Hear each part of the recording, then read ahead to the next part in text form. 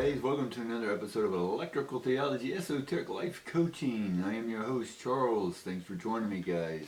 Let's get this video started.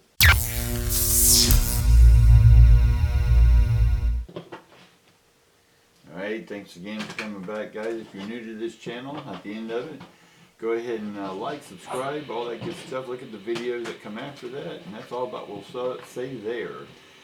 Here we like to do a little supernatural, metaphysical, arcane arts, from tarot to tapping into the ancestors, giving daily readings, just giving you psychological, metaphysical, all of the good things that the brain loves to do, and help understand why the brain does what the brain does, or the heart does what the heart wants, or the soul does what the soul wants. Alright, guys, and let's see what the energy, and we'll see what wants to come through today. Alright, immediately we get the man holding the heart card. So there's apparently some love happening for some of y'all. And then we get the thinking woman. So the thinking woman is in reverse. And then we get deceit, also in reverse. And being that the woman and the deceit are both upside down, this love, and again, just because it's a man, it's just the masculine side of our masculine side beginning to love and open up. We'll put it that way. It's beginning to open up, not be so harsh or egotistical. Not that feminine can't be egotistical as well, but we're talking about our masculine side today, or a man in your life. And so right now it's not all about thinking, it's just about feeling, is what I'm getting from these cards, and that what you're feeling is not to be, it's your truth, right? It's not, you're not deceiving yourself with what you're finally understanding about your masculine side, or a strong dominant figure in your life. This new person that I see coming into your life and opening up the love that you have for them, it looks to be a good, honest relationship, guys. But let's get a little more detailed on who this love is and what this energy is that's coming in. And again, this energy can be from the galactic. It could be from the galactic saying, hey, there's peace coming, or it could easily be that there's divine love, right? And you're feeling that divine love right now. You may have a hard time at things, but you may be feeling this underlying energy of love, and that everything will be okay, right? Even in the midst of what's going on right now, there still should be underneath a nice, calming, peaceful, loving, masculine energy floating within you. Alright? And we get the Eight of Stones. Right? The Eight of Stones for me is always about further knowledge, or gaining new knowledge, or looking at the knowledge you do have, and how can you use that now going into a new relationship. Right? And again, for me, relationship is relating to other people's ships, their vessels, right? Their person, or their, if you subscribe that we're in a simulation or a matrix of some sort, then you're able then to start tapping in and reprogramming the knowledge that's there already. Or here on Earth, you're able to take the knowledge that you've gained, restructure it, and then present something new with it. And this time, it's about serving it with love. Right. And then we get the Father of Cups. Now the Father of Cups for me is also about a love from the Father, right? Father energy. And again, this could be a religious father to you. It could be a physical father to you. This could be the Father of the skies, but for me it's the Father of knowledge as well. Even though the sword is knowledge for me, there's still a bit of wisdom that comes out of this Father card. And so we're taking some of our divine knowledge, right, our masculine divine love knowledge, and being able to now write with that, talk with that, speak with that, communicate with that with other people, right, in the line of service or in love, as we have with this man holding the heart. And then we get the now we get the Six of Wands.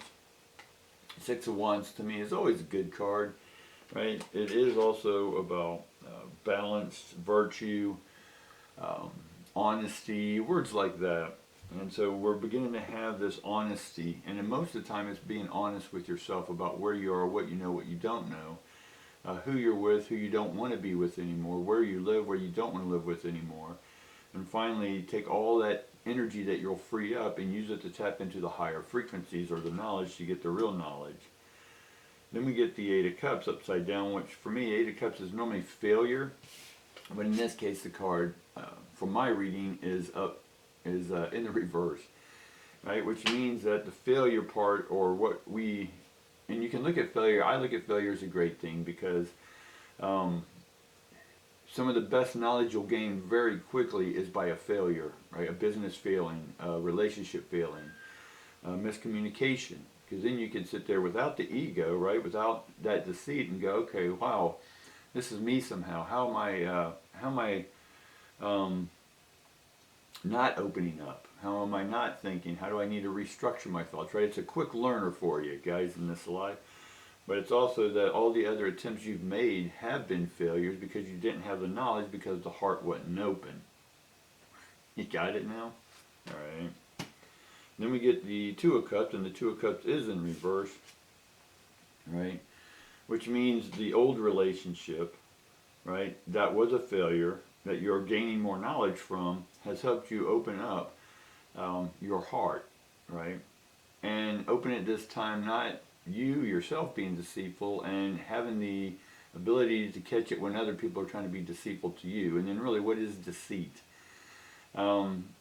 It's just when someone or you are not being honest with someone. If you're experiencing deceit, it's because somewhere within you, you need to bring attention to yourself to where you're deceiving yourself.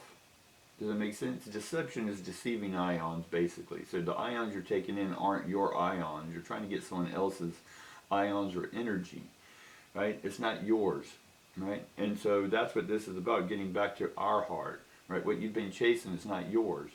The money you've been chasing is not yours. You need to make your own money. Make sense? And then finally we get the Daughter of the Cups. And that, again, for me, is connection. Making this connection. Finally, right? We've been disconnected so long, and that's not a negative thing. We've been disconnected from the divine energies. One, because their side has been a little busy restructuring stuff up there. So whatever starts happening down here is what's happening up there. And just because they are in the galactic neighborhood doesn't mean that they don't have their issues, problems, deceit, right? Lack of love or miscommunication. And a lot of what I talk about communications here is one ship to another ship, right? And that's why as a mediumship, I can talk to the grander ships with the higher frequencies, and I can also then translate or receive from the lower ships. So this creates a great relationship. We relate to each other's ships. And on the divine level, if we can relate to our own ions, right, connect those with our own thinking, right, without deceiving our own selves, then we're able to open up finally in love. And with that love, it opens up the communication, not only with your earthly relationships, not only connections within the matrix, but you can then be aware of what you're doing in the galactic neighborhood or the divine realms, right, whatever you want to call them. You then have the authority to start negotiating and navigating the terrain of the digital matrix, or that you have the ability to connect to higher divines and get knowledge. But it also means ultimately that you are able to finally, with love, tap into yourself and get deep with yourself, so then you can be deep with others. Alright guys, that's what I got you. If you like this, guys, go ahead and like, subscribe, share, tickle the algorithms on those buttons. And peace and love to each and every one of you guys. Bye.